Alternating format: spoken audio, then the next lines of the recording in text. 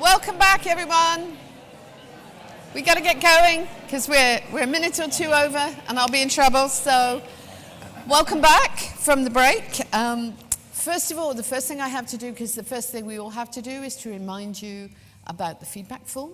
So if you haven't thought about the feedback form from this morning, you can get started now. So first of all, I'd like to thank our sponsor for being a bronze sponsor, and that's PA Editorial. So if there's somebody from PA Editorial, there she is. If anybody wants to see her, she's in the back there. So welcome to our roundtable discussion. We've had a lot of fun preparing for this. I don't think we'll have any trouble talking because there's a lot of opinions here. We want to focus here on the peer review system. This is the making peer review better, but from the point of view of researchers. The researchers who are our editors and our authors, and trying to get away from all of the infrastructure and systems conversations that publishers have all the time. But how can we make it better from researchers? So I am going to go straight into this and start to think about why is peer review under so much stress at the moment, and ask Ritu to share her thoughts with us. Thank you, Jane. It's a pleasure to be here today. I feel that science has evolved, but peer review hasn't. And if you look at how the research landscape has changed over the last 25 years, it's fairly radical, the change. Back in around 2000, peer review was, the research community was mainly Western, 70% from the West. There was selective journals in the landscape. Peer review kind of worked at that time. The number of papers was considered to be manageable. But if you fast forward to today, everything has changed. The number of researchers has grown threefold, fourfold. The number of papers being published is threefold greater. Only 40% of the research community now comes from the West. 40% comes from China. And the problem that we have is our journals haven't evolved with the research landscape. So 65 to 75% of editorial boards tend to be Western editors. And it is known that Western editors trust and know Western reviewers. And so we are focusing in on a very small pot of scientists who are being asked over and over again to peer review, and the fatigue that sets in. But if you look at researchers from China or Asia, I think Taylor Francis did a survey, researchers from China and India say they'd like to peer review more. They're happy to peer review, but they don't get asked as frequently as Western reviewers. And the other problem we have, I was in a workshop this morning, is the standard of reports varies greatly. And the issue there is stemming from Western researchers have been in privileged positions. They have been asked to peer review for years and years and years, and there is an art to reviewing, and we've been mentored and we've learnt, but that hasn't happened necessarily in the rest of the world in the same way. And what we haven't done is evolve our peer review structure to accommodate people that have less experience in peer review. And I think, Gareth, there is something that you have a lot of experience in. Yeah. Well, yeah, thanks, everybody. It's great to have the chance to do this. Thanks, Jayne and fellow panelists. Yeah, we spend a lot of time working with researchers, providing training courses for researchers, and really understanding more and more, like the more that we do this disconnect between publishers and researchers. And peer review is really where you see this really at one of its starkest points, because publishers need to engage reviewers, of course they do. Researchers often want to get involved in the peer review process, but how can that be facilitated, and especially in regions like China, Japan, where there are loads of researchers who really want to get involved, but they feel that they can't. And publishers really should do a lot more, like we feel, to facilitate that. For example, with training courses, using local languages to engage people in peer review at the outset. We had a lot of fun putting this panel together and talking about this kind of training. But what we'd really like to see as an outcome from this workshop would be some solutions, rather than just more talk about how peer review is broken, how we could do more for researchers. Many colleagues in China would like to get peer review experience. And I talk to publishers who would like more reviewers from China, for example. So what are we going to do about this? How are we going to engage these researchers in a trustworthy way? I think that tees up Stuart really nicely. Stuart has actually worked in Malaysia, has first-hand experience of what it feels like. So Thanks, do you want to share some thoughts? Absolutely. Yeah, I don't have the telescopic view that my colleagues up here have. Mine is much more narrow. I'm just a researcher, but I did live in Malaysia and worked for a university there for about 12 years. Recently moved to Ireland, so I have a little bit of perspective from that area of the world. And I think actually, when I was working in Malaysia, I didn't really understand why my colleagues and me to some extent, we weren't getting invited to do peer review with any great frequency, especially from the top journals. And then I became actually an associate editor on a journal about 6 months ago. And I started to now realize from the other side of things how it looks. And when I go and find peer reviewers for this journal, one of the things that I'm always looking for is a publication record in elite publications. And me and my colleagues back in Malaysia, we didn't have that record built up for whatever reason. And so a lot of times it's true, I and my colleagues on the editorial board were selecting people, not necessarily Westerners, but at least non-Westerners in Western universities who had built up this particular publication record for various reasons again. The infrastructure that I think Ritu has mentioned that provides support for them to be able to publish. So I think the problem goes a little bit deeper than just people wanting to review and others wanting to have them review, but they need to have that credibility. And to build up that credibility, they need to have written things that, excuse me, that are of a level of quality that you want as a reviewer to review things for your journal. And actually that just goes back to the very first talk we had this morning about trust markers for authors. And if you think about it, one of the things that was highlighted was that depth of experience of publishing.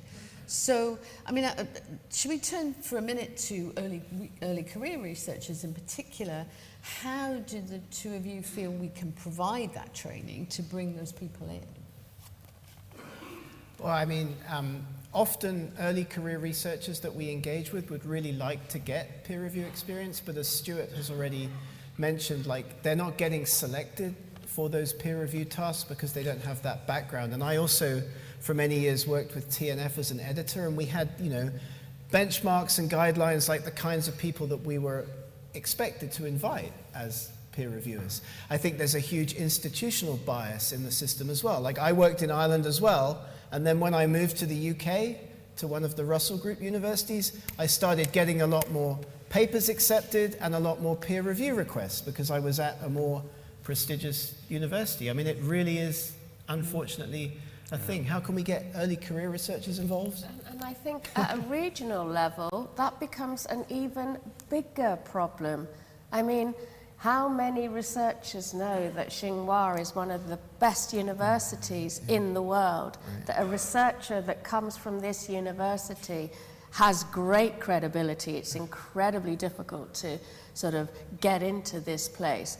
And that trust marker, we don't have global trust markers, and so we need to do a better job of educating researchers of universities around the world, researchers around the world, because we've become so used, and it's not just a Western problem. if you get a reviewer from India, for example, they'll know all the elite universities in the West because this is how they learn. This is the system they were educated on. But they also won't know the best universities from China because they just haven't been exposed to it. So it is a global issue. Science has truly become global, and the research community remains siloed. I'm going to turn to Chris now to think about, are there sort of systems issues or ways that we can help to surface some of these sort of trust markers that we need? Yeah, so there's, I think there's about 3 things I want to say on this. So first of all, when we have submissions which are coming into the editorial office through the manuscript tracking systems, most of the major publishers now have a way to match the content of that manuscript to their reviewer database and find suitable reviewers. That's great. What's perhaps more interesting is the idea that, and I only found this out for myself on Monday. So, was that yesterday? It was yesterday. When I asked Claude 4.6, which is something new to me, to find me a set of peer reviewers for this preprint, which I had selected from medRxiv. Now, not only did it find me some, to my mind, suitably qualified reviewers, it also ensured that there was a mix of geographies from them, and, as far as it could tell, a mix of genders as well. So that really blew my mind, that you can ask an LLM to find reviewers, and it returns, again, to my unqualified eye, they looked suitably experienced, but there was also a good amount of diversity with their suggestions. Now, I found that interesting because something that Stuart said earlier, perhaps you weren't being invited to review manuscripts because for some reason you were invisible within these systems. You might have been invisible within the publisher reviewer database. You might have been invisible within the LLMs, who knows. But I think that's kind of slowly altering now. If you're not reliant on a standardized publisher reviewer database, and you can start thinking, can I ask LLMs about this? You're likely to get a wider array of options. I will say that. Now, I just wanted to make one more point while I'm here on ethical use of AI in reviewing. I think the best way authors, so this is a session focused on how we can improve the review process for authors. I think the best way an author can make use of AI is to pre-review their own articles before they submit them anywhere. The reason I say that is sometimes the responses you will get back are not relevant, it's something you've already thought about and dismissed, it's something that's perhaps just wrong, but there'll be lots of golden nuggets in there. I think, oh, actually, yeah, maybe I can do that. And then you submit your work. Then it stands a much higher chance, hopefully, of making it through the review process. Thank you for that. So let's have a think now about, are there things we can learn from other fields or other areas for how we can do peer review differently that perhaps makes it more efficient, more inclusive, or in some way improve it? So Stuart, you've published in this area. Do you want to share your thoughts? Sure. Happy to. Thank you, Jayne. So I think the number one thing that, well, researchers, they all want to get their articles accepted to high impact journals. That's number one. But I think number two, the second thing that researchers want from the peer review process is a faster process. And I think that's a fair request, to be honest. So I'm from the field of law, and some of my training was in the U.S. in law school. In the U.S., law reviews allow simultaneous submissions, unlimited. And literary reviews do, too. I publish some poetry, too. So this idea has been part of who I am, you know, this idea that simultaneous submissions can be done, but the law review process in the US is such a disaster, in my opinion, that I would not recommend it to anyone. You can read about it, it's terrible, it really is. And I won't go into the details, I've published some on that as well. Big sigh of relief from the audience, because they thought you were going to suggest simultaneous. So I'm not actually suggesting the US law review submission system. I don't suggest that. But my question is to all of us, can we not think about maybe some elements of other kinds of systems that could work in the peer review process? So for my article that I published, I picked out one element that I identified that some peer review American journals, law journals were doing, which is they allowed for something called a right of first refusal, meaning that authors could submit to multiple journals, and the one that was most interested could ask for exclusivity. We're interested, we want to review your article, but just let us do it, okay? Don't let anyone else. So I kind of thought of using this in a sort of a system. There are flaws, okay? This is not the answer to the problem of speed, but I guess my point is that is there not a way that we can put all our minds together and think about how we might tinker with our peer review system to allow for faster submission processes? Under my idea, it's like the book submissions in a way, where you can submit to several, and the one that's most interested will express that interest and then review that. I think some people were talking about pairing up manuscripts with journals in a better way.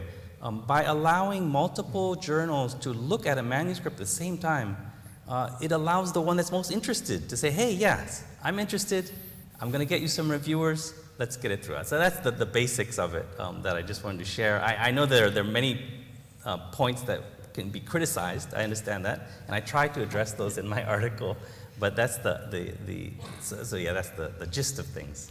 So when we started to have our conversations in preparation for this roundtable, we were intrigued by this idea, and then we discovered that Chris has tried it. So do you want to share your experience? Because on the surface, it sounds like an interesting idea. Yeah, I mean, it was a similar idea, but not quite the same. So the concept was something we came up with about 6 years ago, and the idea was to take an incoming stream of manuscripts, match them up to journals with the highest semantic overlap, alert the editors of those journals that, hey, there's a new paper here, perhaps you'd like it for your journal, and they could express an interest, yes, I'd like to review that,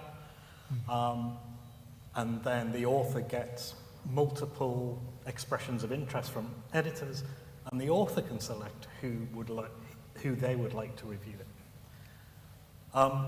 It all worked perfectly well, except the incoming stream of manuscripts we took from preprint servers, which you probably know, and 6 years ago I didn't know, but almost everything on preprint servers has already been submitted to a journal these days.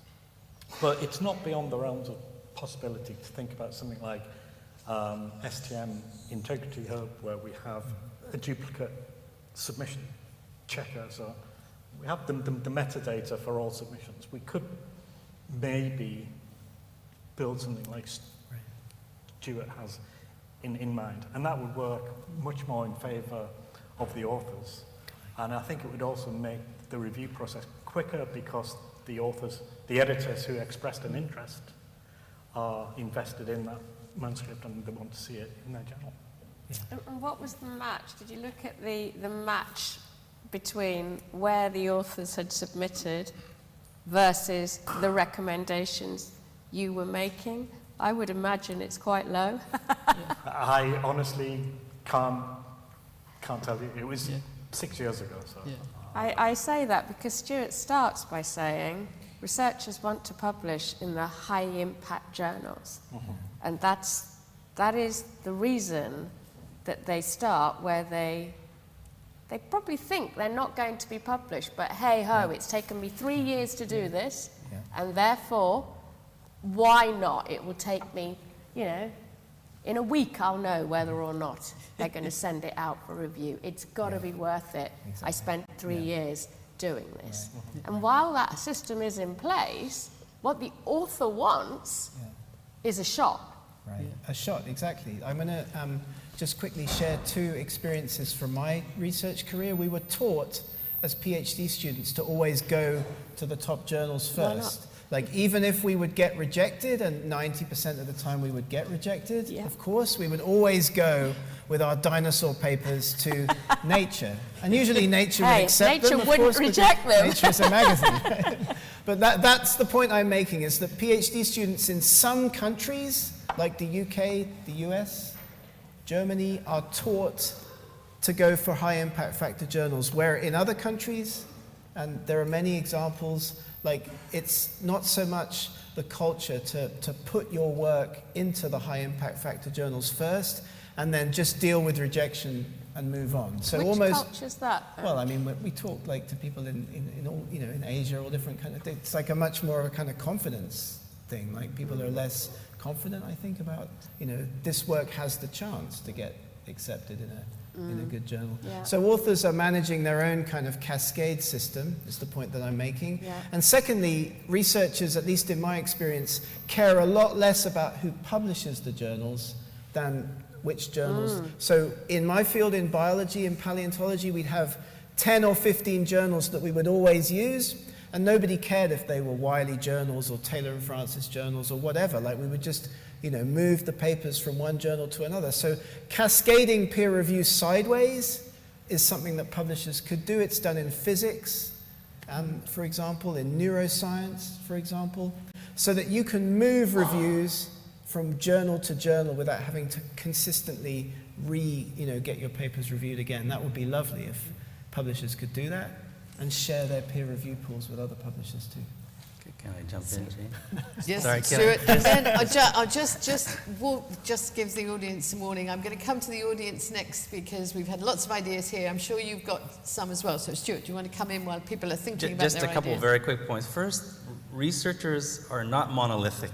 They're very diverse. They have different incentives, different motivations. So I think we cannot just say every researcher wants this or that. We are diverse. Not everyone needs to get into the highest journal impact factor to make them very satisfied. And the second thing is, those people who do want to do that, who just want to shoot for the very top Nature and don't want to go into PNAS or Science or whatever slightly below, I don't know which ones are. Oh. But that person can do that. They can submit exclusively to a journal. They don't have to submit to multiple. So I guess what I'm suggesting is that as a community, we think about some of the flexible ways of addressing this major problem, because a lot of, I'm sorry, not a week. For my journals, it's not a week to get an editorial reply. It's months. And that constant sequential editorial rejection, and sometimes even reviewer rejection, which even takes longer. You all know because you read the literature. But that, I don't see why, with all of the technology we have today, that we cannot solve that problem. Right, there's a challenge for the audience. So, thoughts, ideas? We have one here. Yeah. Could you introduce yourself so we know where you come from? Johnny Coates. My background is actually as an immunologist, so I am a researcher. I'm also a meta-scientist, and I think I could talk to you just on my own for like an hour about all this stuff. You were asking about solutions. And to me, when I'm listening to this, it feels like a lot of those solutions are actually out there already. So my background is very much in the preprint world, and if you look at Review Commons, this kind of solves that submitting to one journal at a time issue, because now you send it to a server, stage review, and you can send that to a bunch of journals. Right. flip that around, maybe those journals could then bid on the whole package instead. That way, a bit nicer for researchers at least. We look at preprint review services, and they are doing a really good job of opening up who can review, what can be reviewed. They're doing a lot of the training at the moment around actually doing reviews. So is there not a place here where publishers work with these services a lot more than they currently are, and actually use those to broaden things? And is your answer not actually out there? There's just, to make zero friends in this room, a bit of a publisher block on wanting to innovate. Oh, that's an interesting one. Certainly, I was told to be I'll controversial. take it. Okay, I'll let Ritu come back quickly because she's our publisher on the panel, and then I'm coming back to the audience. So, how many authors actually submit to Reviewer Commons? And there's been others like it, these sort of central sort of services where they're going to take care of peer review and then a journal will. An author wants control of where they publish. If you take away that control, they don't like it. And I was a researcher once. I don't want journals bidding for my work. I want to decide where I want to be seen. And it's a different world today. I'm a very old person, and in my world it was print. But today you have databases and things. So in theory, yes, Reviewer Commons works. In theory, it could be a way forward. And we all want to get away from the duplicate peer review, submit, reject, submit, reject, submit, reject, peer review, peer review, peer review. But an author wants that chance to see the best home that they feel their research deserves, because it's so hard. They spent so long doing this. And that's why things like that don't take off to the level in a publishing world. Yeah, why not? Any other thoughts from the audience? We've got one at the back there. Thanks, Ruby. Hi, I'm Amanda LaCastro from Swarthmore College in Philadelphia. And in the United States, the majority of academic positions are no longer research positions. They're teaching-heavy positions, likely adjunct positions, without a lot of research leave. Most sabbaticals have now been done away with. So you're dealing with a group of researchers who need to publish, but who do not have the time or resources to publish. Compounding those factors are that peer review, frankly, doesn't count for tenure or promotion. Publishing counts, but peer review is meaningless in your promotion package. How do we actually make peer review a meaningful experience where not only the act of peer reviewing counts, but the mentorship needed to create great peer reviewers counts? That's exactly, and I think that's also the case in many other countries. Like in my experience in the UK, doing peer review was never something that we got like any academic credit or part of our promotion or assessment for. Like, how can the system be changed? How can universities and research councils around the world, start to look at this as a core component? Well, I would say that a lot of the responsibility for changing this would be with the big publishers who have access to, research councils, like big deals and so on. So I think publishers could do an awful lot more to tell and provide like incentives to encourage like universities to look at this as something that we do often for free, almost always. Like there's no real meaningful incentives from publishers to perform peer review apart from another certificate or another APC discount for the same publisher, that kind of thing. And, so why can't Springer Nature, Elsevier and so on, like do something about this? I think it would be really, really, really good. Thank you for that. We've got somebody in the audience who wants to answer that question, just there. Yeah. Ed Gerstner. Ed Gerstner, Springer Nature. We would love to incentivize peer review. Oh my word, we would love to incentivize peer review because then we find it easier to find peer reviewers. We are trying to. One way that we do this is by providing tech that enables peer reviewers to have their activities be recorded on places like what used to be called Publons, I don't know what it's called now, and Orchid, which is like an open system. Yeah. So we could do that. The problem is the institutions and the funders don't want to incentivize that. Okay. Why do they want their researchers peer reviewing for publishers, or even not publishers? They don't want them spending time doing peer reviews.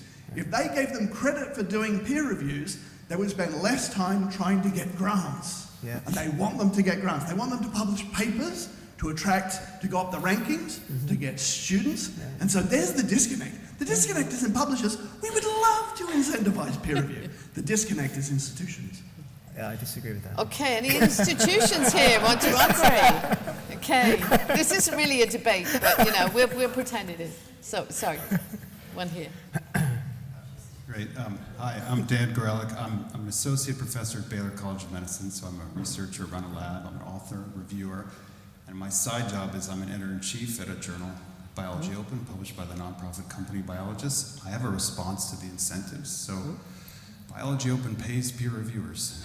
We pay them 220 Great British pounds per manuscript, and we have strict quality control measures in place to make sure that this incentive doesn't become perverse, right? So in the time we've been doing this experiment, our acceptance or rejection rate has stayed the same. We're not compromising rigor for speed. And so I think the elephant in the room is, why don't you consider monetary incentives?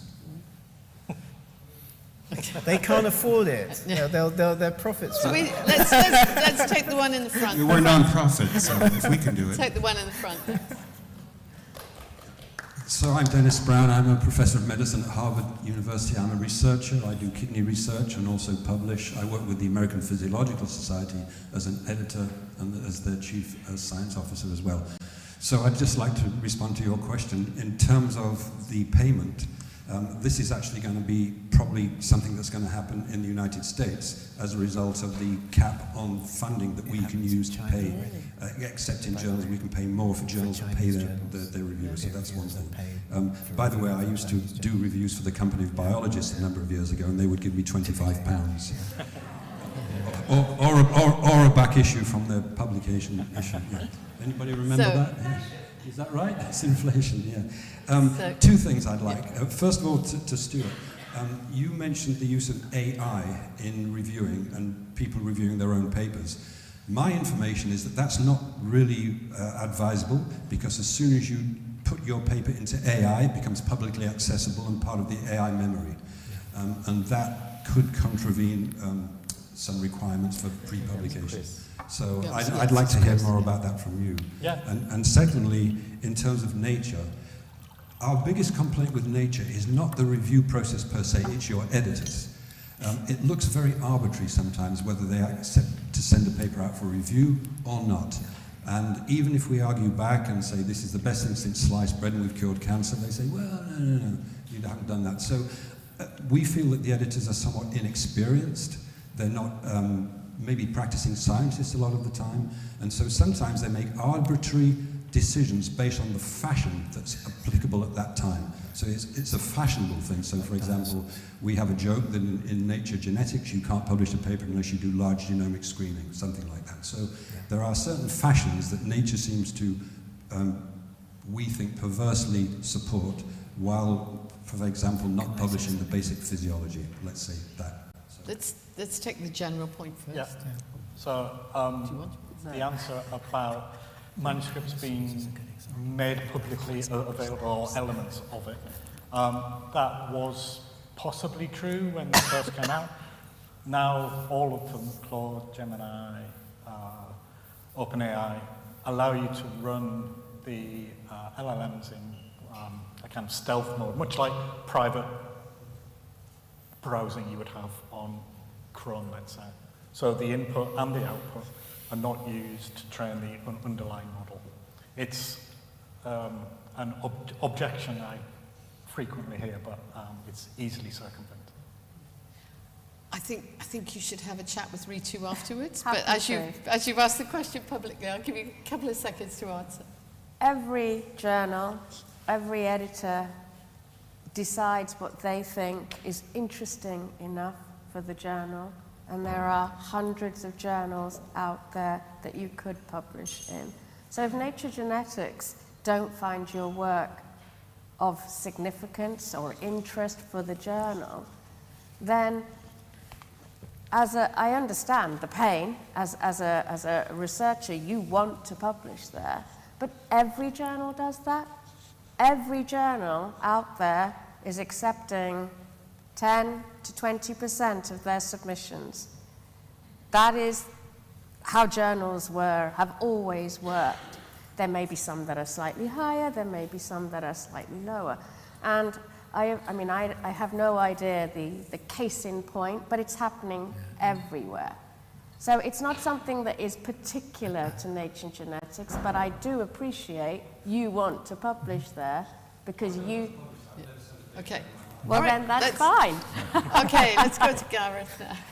Well, I mean, I think you both have a point. I mean, editors at these high-profile journals make decisions on what they're going to publish based on what will sell the journal. I mean, I worked at the American Museum of Natural History during the period when feathered dinosaurs were being published almost every week in Nature. And it is the case that, you know, you'd get the editor on the phone and you'd tell him what you'd found, you'd send him some pictures, and decisions were made about whether that article could go into peer review, you know, based on, you know, not necessarily like how important the science was, but how, you know, pretty the dinosaur looked. I mean, that's... Well, I mean, that's... I mean, okay. It was... Let's good example of this. Attribute of that feathered dinosaur that hadn't been known before. We've got another one here. Yeah. At least, yeah. Whoa, that was very nice. Gosh. Hi, I'm Ian Mulvaney. I'm the Chief Technology Officer at the British Medical Journal. I don't have a question. This is one of those things where I'm not using the question. I'm going to tell you stuff I think about. So what is fascinating to me about the nature of what we've heard in the debate so far is the richness, complexity, and intricacy of the human process connected to peer review. And I think actually maybe I'm going to ask this to the panel.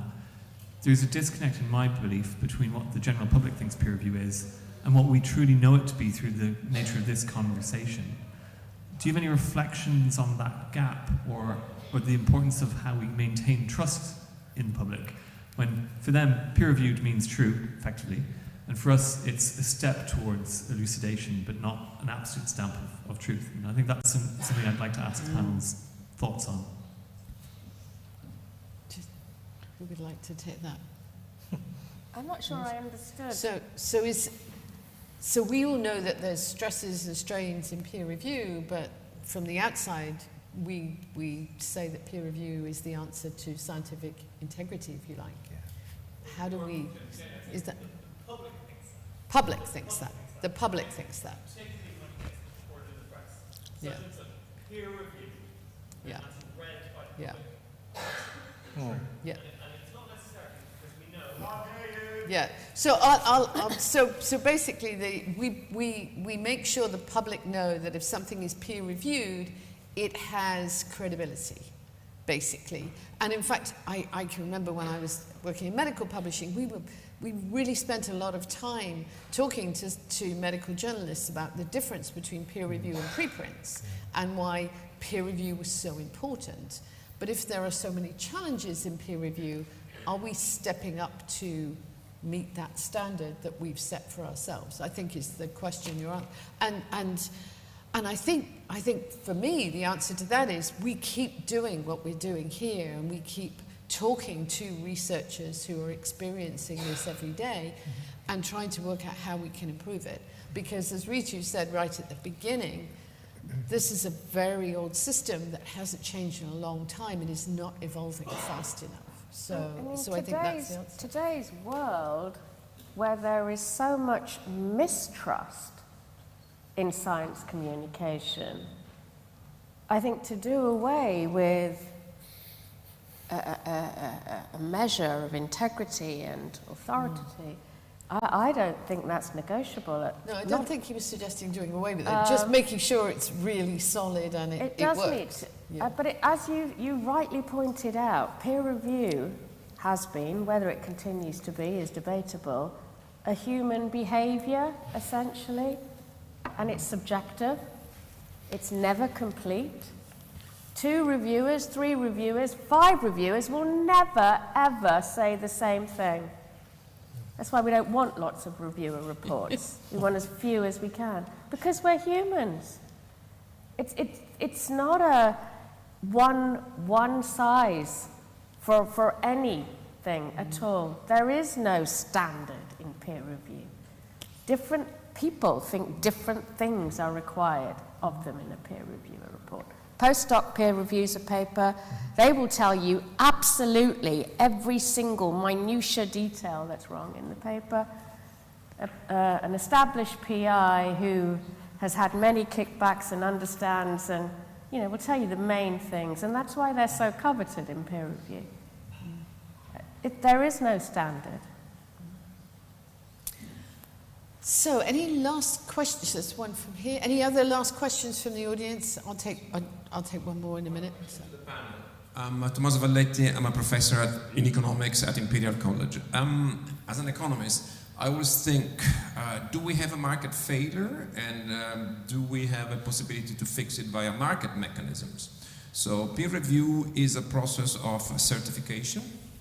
In other markets, we do certify, the food we eat, the quality of the cars we drive through professional certifiers, so ISO 9001, etc. So there is a process, there's a system, and we pay those guys. There's a system of liabilities there. So when it comes to peer review, now, in recent years, we have created a market that didn't exist with the for-profit publishers. They make gazillions of dollars every year. They have profit margins which are comparable to Google and Meta, so there is a lot of money out there. So why don't we create a market for reviewers? So there are reviewers, professional reviewers that get high salaries. You will attract particular talent with a system of liabilities. Is that a possibility according to the panel? Currently, there is this weird system where the producer of the paper, the reader of the paper, the peer reviewer are the same people, essentially, and the margins go somewhere else. So is there a possibility of creating a market? What do you think? I'll start with that one. So actually that was the theme of a talk I gave at Alps last year, which is the idea of professionalizing the peer review process. It's a key part of the value chain, if you like, from the researcher to the reader. And at the minute, we rely on volunteers, right? And often those volunteers are unknown to the editor. There's, I think, a strong case to say the peer review process should be professionalized. But then when you get into the nitty-gritty of, well, just how will that work? Because obviously there are thousands, hundreds of thousands of niche areas. You can't kind of employ tens of thousands of reviewers full-time, because even that probably isn't enough to cover the full gamut of manuscript output. But we did come up with a good idea. Someone did. This isn't my idea, which is a publisher or a conglomerate of the publishers will pay an active researcher to take a 1-month sabbatical away from their work to just review articles. That way, they are active researchers. You don't have to commit to having them as a full-time employee. You reimburse them for their time, and they're making a solid contribution to the to academic research. That was only September, so things haven't happened.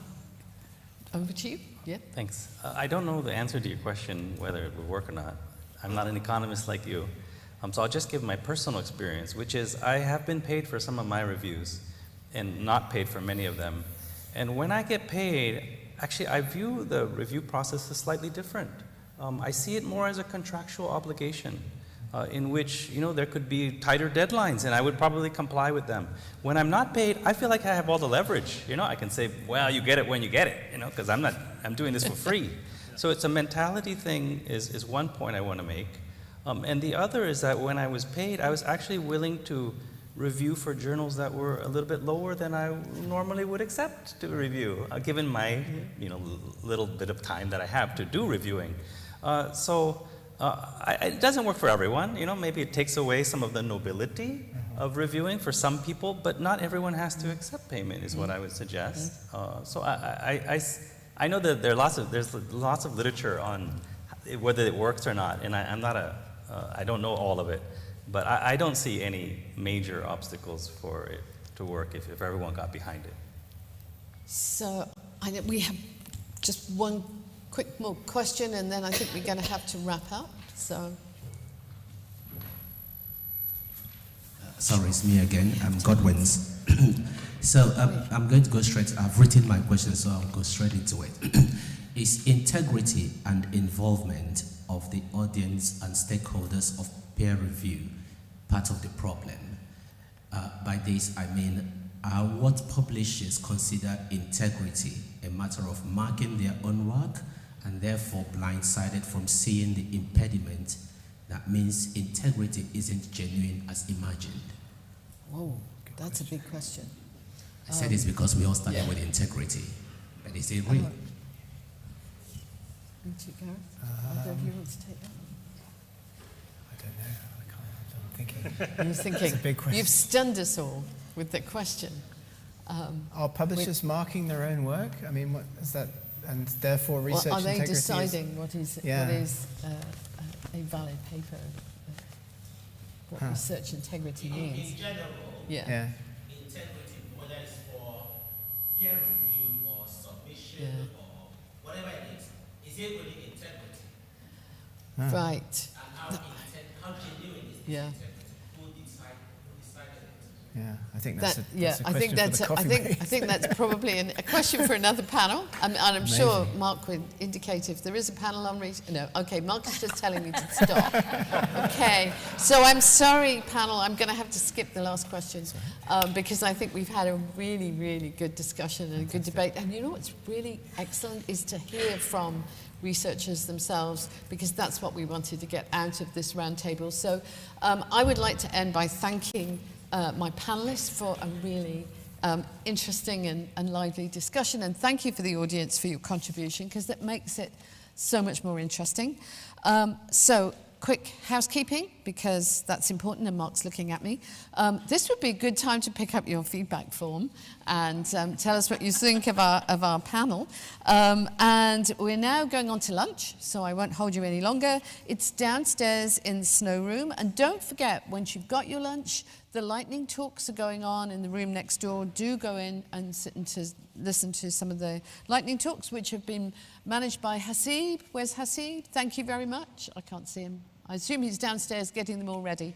So thank you to him for putting together a really good program.